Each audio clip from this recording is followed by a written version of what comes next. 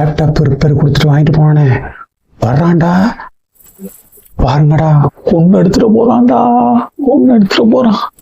வந்தா நான் இல்லைன்னு சொல்லிருங்கடா. நான் ரிப்பேரே பண்ணல, என்னை மாட்டி விட்டாதேடா, கொண்டு போவான். பார்த்துங்கடா கொஞ்சம். அண்ணே பாத்ரூம் போயிட்டு வந்துடுறேன்.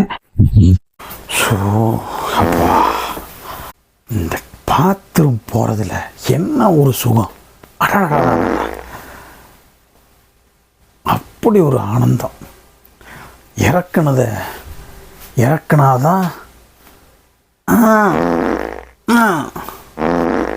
நல்லா கலக்கல போகுது. நல்லா எப்பா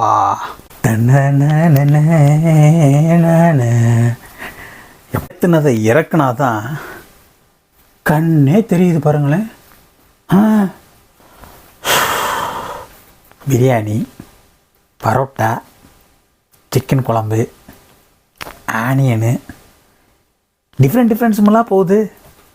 பல ஸ்மெல் வருதுங்க, முடியலை. அது இருக்கட்டும். டேய், என்னடா நொன்னேன்னு போட்டு பாத்ரூம் போகிறதுக்கு முன்னாடி போட்டு சல்ல பண்ணிங்களா? என்னடா போயிட்டு இருக்கும்போது என்னடா விஷயம்? ஓ, அப்பத்தம்மா வந்திருக்கான். அவனை என்னன்னு பாரு.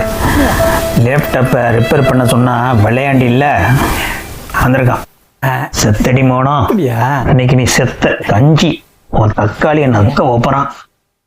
வணக்கம் அண்ணே, நல்லா இருக்கீங்களா? என்னடா அது தலையில் சட்டி? என்னடா அது?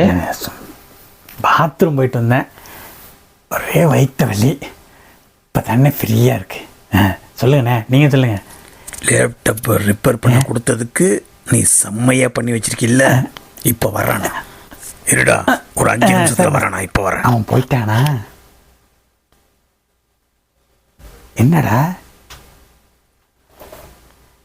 என்னடா அங்கேயே பார்க்குறீங்க? வணக்கம் அண்ணே.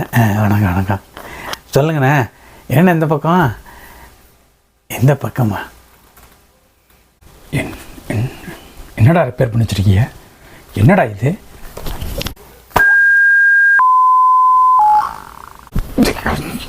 என்னடா இது?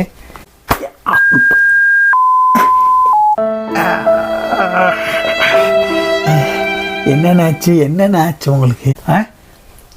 1.5 லட்சம் ரூபா லேப்டாப்டா, என்னடா பண்ணி வச்சிருக்கீங்க? காது கொய்யுது.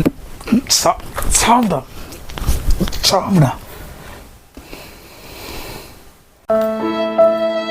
என்னென்ன பேசிட்டு இருக்கும் போதே அடிக்கிறியா? இருங்க, நான் ரிப்பேர் பண்ணேண்ணே. இருங்க பேசிட்டுக்கோங்க. பேசுவோம். ஏண்டா உங்கள் கப்புனா தக்காளி போனேன், உன்னை என்ன செய்கிறான இல்லைன்னு பாடுறான். தாயை கொடுத்துட்டு போனோம். நீங்கள் என்னடா பண்ணி வச்சிருக்கீங்க? என்னடா இது?